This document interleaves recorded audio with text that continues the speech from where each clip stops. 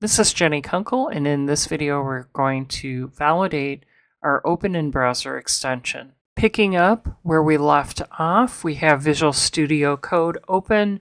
We have our index.html from our chapter 1 of our book apps open.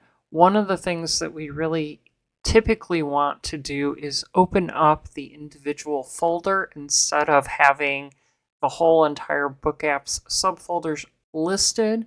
So we're going to go ahead and instead of having the book apps open, we're going to go ahead and open up this chapter 01 email list. So I'm going to do File, Open Folder, and then drill into the book apps chapter 1 into that email list directory. And this is going to bring in just the files. This is typically how we want to work with our folders from that book apps folder. We want to open up the individual folder that contains the HTML, the CSS, and the JavaScript. Now in this case we have one CSS file, we have a JavaScript file, we have the index.html, and the join.html. Our starting file would be the index.html in this particular application. It doesn't necessarily have to be the index.html, but in this case it's the starting file. Now when we want to open in browser, we are going to right click, and our options for open in browser that were added to our menu are the open in default browser and the open in other browsers. Now, if you didn't set your default browser, that's okay. In my case, mine is set to Chrome, so it's going to open up in Chrome. Note that this is going to show us that we have a file path in our URL. Doesn't look typical of our HTTP addresses that we typically use when we're dealing with web pages. And as we go through the semester, there's going to be at least one or two things that we can't use that file path in order to have our pages function correctly. So that's one of the reasons why we're going to be using the live server extension instead of this. But your book is using the open in browser, so I want to make sure that we run through this.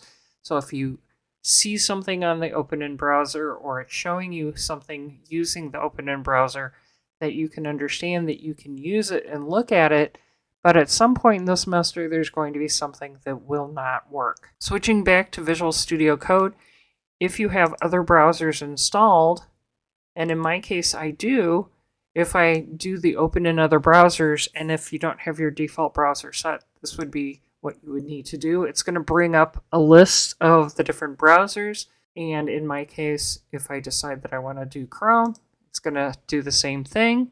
If I close this and go back, and I decide I'm going to do a right click and open in other browsers, if I want to open Mozilla Firefox, showing me in and not now. I don't want this as my default browser, but I can open it in Firefox. I can also open in other browsers, and I also have Edge installed, so I can open it in Edge as well. So this is going to work for most browsers, unless it's some obscure one, and that's how we would use our open in browser.